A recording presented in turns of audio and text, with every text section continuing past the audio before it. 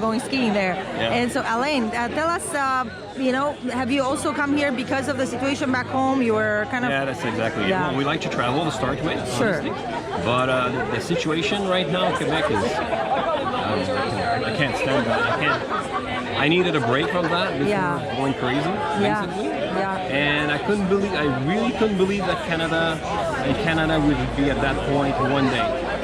To live something like that in Canada, like I lost all my freedom and I couldn't believe it. So I hope we'll be able to do something with the truckers right now. I really hope think we have a lot of hopes for that. Yes. Hopefully. Some big shift needs to happen. I mean, definitely, like the whole leadership in Ottawa needs to go. You know, because we don't want just another puppet to be replacing the existing one. You know, so That's probably what's going to happen. In any case, they need to stop with the madness. You know. Exactly. So thanks for being here. Thanks for being here to show your support. And what's the lovely lady's name? Jose. Hi, Jose. Same thought as my husband. So he says everything. Well, thanks for being here with your beautiful presence and energy. And let's keep the faith. Oh, there's my friend Colin from Canada. Looks like he's doing a live stream. Yes, live stream. Hi. Hola. Hi. How are you, my love? Amazing.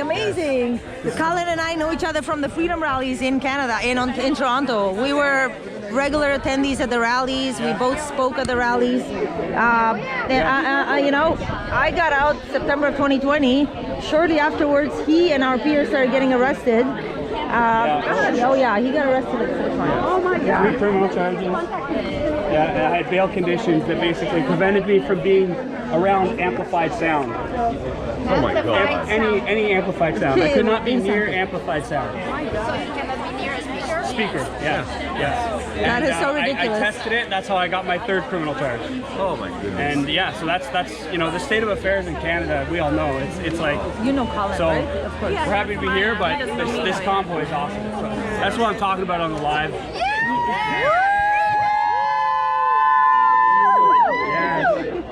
Love from Playa to all the truckers, everyone in Canada, standing up, everyone. Yeah. We love you guys so much. We're here for you. And sending a wave of positivity. Yes. Here to Chenaru. Okay, go truckers, yeah. All right, guys, as always, peace, love, and I'm here with positivity. Andra. If anything happens, if anything gets crazy out there, in Ottawa, No, I'm going to be speaking. speaking. Thank you very much. Andra was living in Vancouver, Canada, most I've recently. lived everywhere. Yes. Okay. Montreal, Toronto, Vancouver. But yes, Got I'm from it. Vancouver. Then, so she's another Canadian refugee in Mexico. Tell us a little bit about your story, Andra. What happened in you leading up to coming here? Yeah, well, I lost my job due to COVID. I used to work for Air Canada, and I lost everything. And I didn't really see a future there with all the restrictions that were happening, with everything that was going on. And so I thought, you know what, for a while I'm going to leave. I'm going to try something new. I came to Mexico. I loved it. Progressively, things got worse in Canada. I was not able to, like right now I can't see my parents, right? Like I'm not vaccinated, they're not vaccinated. We can't cross borders, so we can't see each other. That's terrible. We're effectively separated, and it's gotten to the point where my parents cannot go into a grocery store to buy food right now. Oh that's my what God. it's like in Quebec. Wow. It just recently happened, like they just passed this. So, Oh my God. So I'm fighting for their freedom. I'm fighting for our right to see each other again. I'm fighting for every Canadian that is suffering. And I was thinking, I was like, what can I do? Because I think we always think that we feel so impotent as like one person, like how can we make a difference? But at the end of the day, here's one person who has a truck that decides to do something, and then through that truck, it's like I'm imposing myself, and I'm big, and I'm going to show up, and then from one person, it ends up being now, 50,000, 70,000. 70,000, right? Like 50,000 just in Canada, but that's just the truckers, right? Yeah. There's about Other vehicles. 1.5 million people right now showing up on the streets, helping the truckers, providing supplies, supporting, cheering them on, and not to mention all the international support. As you can see, we're here, we're fighting. Right, so we're all in this together, we're here to support the freedoms. We're sovereign beings, we were born free, and we should live free. Yes, thank you so much. You speak so eloquently. Andra became a good friend of mine here in Playa. I'm very grateful that we connected. Thank you for being here, my sister. Okay. You pay 10% more for underdogs. Oh, are you okay to be? Would you care to say a few words? Hi. I would love to. You know, Craig also. Hi. Elio. Hi. Fellow Canadian, was living in the Toronto area most recently. Yeah. And so tell us a little bit about your story. You ended up moving the family to Mexico. Yeah. A video of the kids in the video. I will. Thank you. Yeah. Well, Oh, sorry. it's okay. I'm just speaking to their dad right now. Thank you. We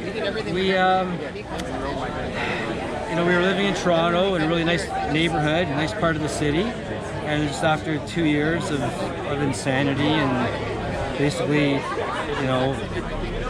child abuse, basically, having kids being muzzled and basically stripped of all of their activities and just the ridiculous, government overreach.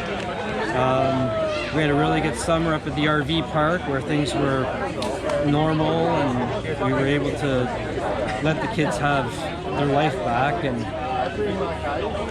have fun playing with friends, Yeah. And then we're not closed. In October, we went back into Toronto, and it was so depressing. It was just, the energy was so heavy. Every day you'd watch the kids going to school, all masked up. There was a death march walking by my house every day, walking to school. Parents, kids, no one allowed to get fresh air even. Like walking outside. When you say there's a death march, because you saw people watching. You could see the kids walking to school with their masks on. Oh my God! To spend the day. Like nobody. Some people, but very few people, can really comprehend like the brain damage that happens when kids don't get enough oxygen. But when people are scared, they make bad decisions, and too much fear. Of course. It just got to a point where it's like, what are we doing here? Like, why would we be in? Let's just go. Let's just go. Our house was already for sale. Fortunately, intuitively, we felt like it was a good time to sell. Yeah. We had talked about it earlier in the year. We put our house up for sale in the summer, and it was still for sale in October. And we said, let's just go. We had a really good real estate agent, and she said she'll take care of everything. Amazing. And we saw what was coming with, mandates and all the ridiculous, again, overreach and all the dark stuff behind the puppets that are the politicians. Yep. And we said, let's just go. We were in a position where we could do it, and so we did. We booked our tickets to. We had looked a little bit into Mexico earlier. It was the place that wasn't doing any of this silly testing. In fact, they just removed all restrictions to entry, even the form. You don't even need to fill out a form anymore to get into Mexico. Yeah. Kudos, Mexico. We knew other places, places like Costa Rica. We had friends going there, but it didn't seem to be that much different than what was happening in Canada. Not that much different. They fumbled back and forth. Yeah. I mean, there's definitely more freedom there than in Canada right now. Yeah. Well, mind you, let's see what's happening with this big shift. I wasn't convinced, and we looked at other places around the world. We have family, and we have friends in Italy, and we have property in Italy, but Italy, not going there. Oh my goodness, they're one of the worst. The insanity around the world, and Mexico was the one place that just seemed to make sense. Just for whatever reason, I think it has a lot to do with the energy of the Mayan Riviera. In some ways, it just seemed like the place, and it just more and more things lined up, and it synchronistically turned out to be the place. I'm so happy. Our house sold 2 days after we booked our flights. Amazing! The universe was with you. You had the wind at your back, so to speak. We were definitely not angry or depressed.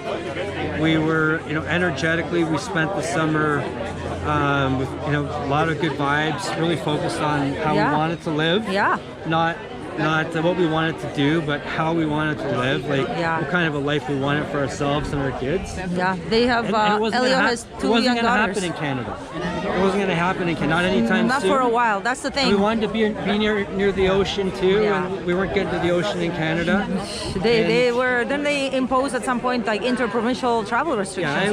Yeah, Even. so we knew that it was going to get ugly in Canada, so we said let's go watch how it shakes down from 2,000-3,000 miles away with our feet on the beach. Fair enough. I can't blame some you. nice warm weather. Yeah. Since we got here, Yeah. we've just it's been one sort of synchronicity after another, meeting up with friends, new friends, but also bumping into people. Bumped into my naturopath Wow. of 20 years Wow. in Toronto that I hadn't seen in Wow. about 5 or 6 years. Bumped into him and his family Wow. at breakfast one day. Amazing. Now he's our neighbor, him and his What? family. Our girls are all best friends. Aw. We found great schools here. That's wonderful. That's wonderful. Way better schools even than we could find in Toronto. And for a Like, much lower price. That's lower, you know, way lower way price. lower, We yeah. live in a complex that doesn't exist in Toronto. It's so nice, it's new, it's pristine, it's so well thought out. And then It's, for much lower you can't find cost of something like living. that in Yeah. Toronto. You could pay way more for something way less quality, and you're So stuck inside The all the decision time. made sense. It makes and it continues to make Decision sense. made itself. That's awesome. Decision made itself, and we've just been going with it, and we haven't looked back. And That being said, how do you feel about this freedom convoy that's currently taking over Canada? Does it give you some hope that things are going to shift? Well, I knew things would shift eventually. Yes. I wasn't sure how. I wasn't sure what the catalyst would be. Yeah. But I knew it would. Yeah. And I was just sort of standing by to see what was going to happen. And now I'm seeing that it's happening this way. And I think that there's. But I know you weren't just standing by. Just like me, I know you had been coming to the freedom rallies like while you were there. Is that correct? I think you. Well, I did go to one event. My wife had been to a couple events that Okay. were women only. So I was home looking after the kids. But I mean, we're here today. Yeah. And, Thank you. No, I mean, I know that humanity in general is in this, there's a big awakening happening Yes. across the planet. Yes, there And is. it's happening not in a linear way, and it's not happening at the same time in the same, in all the same places. But, we're connected now like never before. And Yeah, like look at the amount of inspiration this convoy is now. that's what it really is. Right? It's nice to see Canada go from being such an embarrassment and such a disaster to now like coming up and like Being a an leader. inspiration. Yes, that sometimes from the darkness arises the highest light. You kind of It have seems to that go that's- through hell sometimes to get to heaven. That's what looks like is being happening. I think people just had enough. I think that there was that feeling that was bubbling up inside so many Canadians, and Canadians for the longest time we are known to be nice. And I was not so nice because I was from the early beginning of the situation. I started speaking out against what was going on. But a lot of Canadians were like sitting passively, and eventually just. I think people have just had enough, and they're not going to take it anymore. They're not going to take it anymore. If there's a couple things I could say I think are really important. I will. Give me 2 minutes. Yeah, go ahead. You guys can have them. Oh. Sorry. Yeah. A couple things I want to say because I think they're really important. First of all, the truckers should not leave just with a promise to end these mandates. Yeah. They need also a promise to end immunity from liability for all public officials and all pharmaceutical companies and all health professionals. They need to all be liable. Informed consent is informed consent. Nuremberg was not an accident. Yeah. We need to go back to that. Everyone needs to be held accountable who has betrayed their oath either to office or to their position. Yeah. So that needs to be one thing that is a promise that needs to happen before the truckers go anywhere. I really hope they're going to stand their ground and have, or just have have the mandates removed. Mandates removed, but the immunity has to go. Yeah, the legal immunity. The legal immunity all has full liability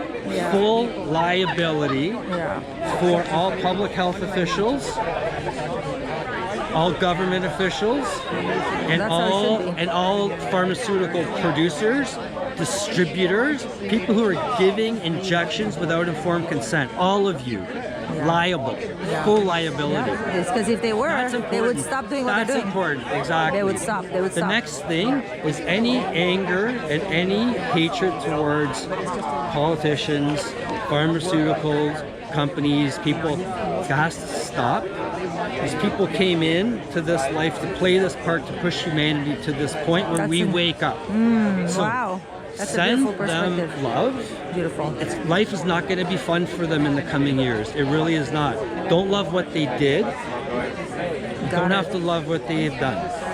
You have to love them for coming in and doing this. Wow. The sacrifice that they're making in this life, they're going to go down in history Yeah. just like people like Hitler. They are going to. Give them compassion. Yeah. I'm not saying we have to talk about forgiveness and you don't have to appreciate and love what they've done. Have compassion. That's how we're going to get through this faster. As the Beautiful. compassion rises on the planet, Yeah. all of this stuff The high fades to vibration the will- background Yes. much more quickly. Beautiful. That's a beautiful thought. Thank you, Elio. And thanks for being here. Thanks for taking a stand in your own way. Thanks for putting your energy where your heart is at. Well, thank you, because Yeah. I know you do so much, and I mean, This is the first everyone's time here doing what they can, It right? was another Canadian that had this suggestion, and I'm grateful she reached out to me, and I put out the word on a few groups, and here we are. Beautiful turnout Now today. you're doing this, right? Yeah, I'm gonna spread the word. I'm gonna put it up on Facebook, on the Critical Thinkers in Playa group. Hola. This is Mexican friend, Luis. Thank you so much. Wow. Oh my goodness. I didn't know. That's your dog. Massive. What is that? What kind of dog is this? A Ridgeback. Never ever. Well, you're well defended, my friend. So I got a lot of other skills. I can see that. So tell me something. You're here. I'm doing a video. What made you come here today? Are you a supporter of freedom? Are you a supporter of? Of course, 100%. 100%. That's awesome. And so, were you in Mexico this whole time while the craziness was going on all over the world? But even here, to some extent, you guys. I know Playa del Carmen. At some point, they had some restrictions as well. At the very beginning, At yeah. the very beginning, big boy. Yeah, we weren't allowed to go to the beach, come to this park to walk the dogs, Crazy. even like for some weeks. Yeah. It was insane. Like, I can we imagine. live 2 blocks from the beach and you cannot go That's insane. to the beach. It's ridiculous. But thankfully, that only lasted what? About a month or more than a month? Like a month, yeah. Okay, and then they loosened those restrictions, and even though right now we're supposedly in orange, I mean, on the ground there isn't. I don't see that much of a difference in terms of our social interactions. Everything's No, it's open. just political. Of course. Yes, no. Yeah. It's not. It's just like a pressure that they do. We are tourists.